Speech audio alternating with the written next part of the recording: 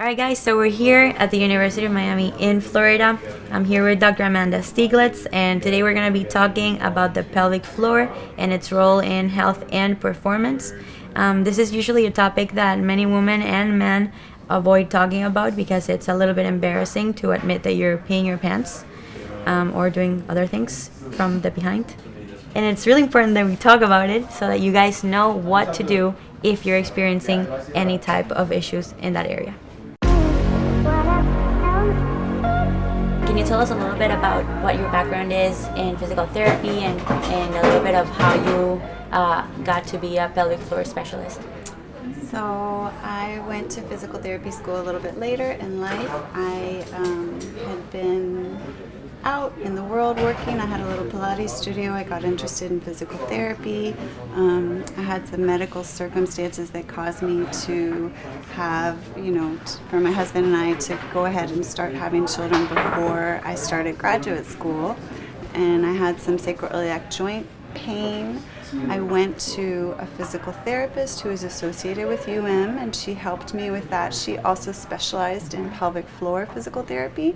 Can you talk a little bit about the anatomy of the trunk and what the role of the pelvic floor is? The pelvic floor is the bottom of the trunk, and it has supportive function for the organs above.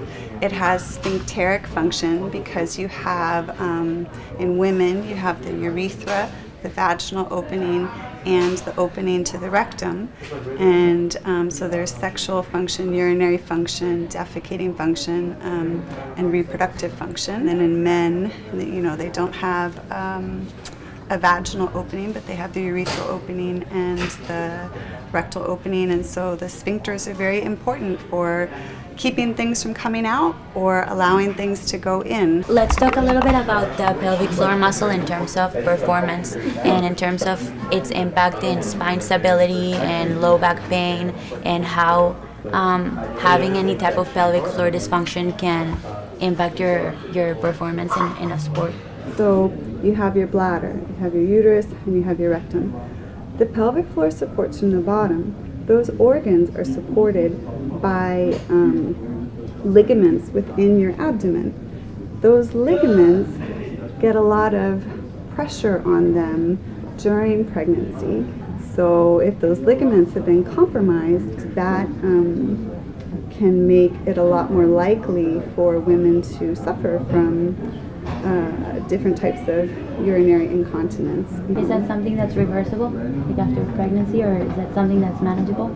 Having any issues with continence, whether it's gas, fecal, or urinary, it can be managed. There are a lot of different things that can occur to help with management, and seeing a physical therapist who specializes in pelvic PT is a great place to start. It's a huge impact on their quality of life and their self-esteem. It's like any of your other muscles. If you have a weak link, it might be a component of instability. The stronger muscles are compensating for the weakest muscles. The weakest muscles don't really activate very well.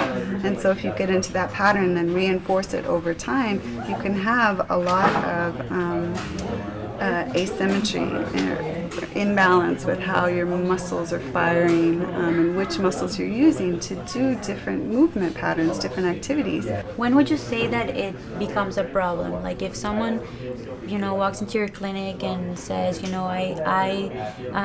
do CrossFit, and when I do jump ropes or box jumps, I usually leak a little bit in between the workouts. What is that draw or point where you say, okay, you really need rehab, or I think you're okay? I think if you're leaking, looking at rehab is appropriate. What are other health complications that can arise from it? There are different risk factors, not just weak pelvic floor muscles, but also if people tend to bear down, tend to breath hold, might have a lot of anxiety and be pressing down on the floor constantly a little bit all through the day, day after day over time. That can be a predisposing factor to prolapse and also chronic constipation. Chronic constipation is a huge thing in America. Okay, and in terms of what kind of treatments you can do inside of the clinic, or how do you treat it when you see someone? We take a look at how the muscles are functioning, and then depending on what's happening with that person, start addressing all of those areas specifically for the muscle. If the muscle is too tight, we help, look at, well, why did that happen? And, get to the root cause, those root causes, and start addressing those. I'm more deconditioned at this point in my training than I was when we first spoke. Yeah. So it almost feels as if it's a matter of effort. Like even weights that are not, maybe something that's 70% of my max, but that feels to me harder, like effort-wise, that I have to exert more pressure. Then I've started leaking towards those like earlier sets. So maybe like something like the, how they have the exertion Scale, like the bird, RP. Yes, exactly.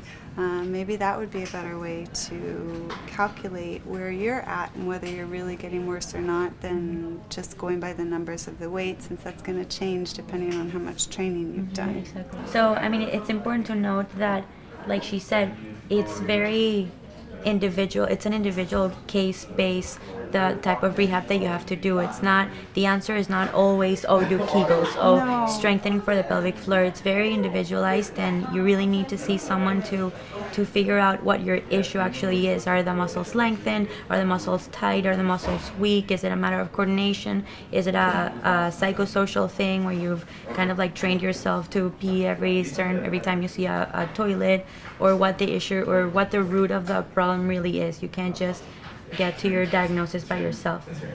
Where can we find you if you live in the Miami area? Where do you work, and what's the easiest way to contact you? So I work at Select Physical Therapy in Weston, Florida, which is a little bit up the road from Miami. It's a great clinic. Our telephone number is 954-659-8986.